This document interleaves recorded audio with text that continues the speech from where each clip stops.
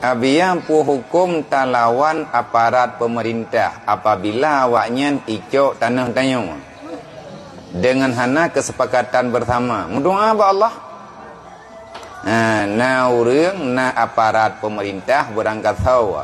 Ia cok ata tanyong. Itanyong atanyan ti pusaka inde tu tu.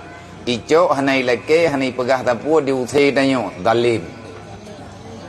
Man pakiban lawan. Mangkiban talawan pemerintah karputain talawan beruakai bagaimana pegah got. Jadi kejadian mungkin na urang dia rampas atau gedanyo berangkat tahu yang tukang rampas hana idin karena hak urang Islamnya merdeka agaknya.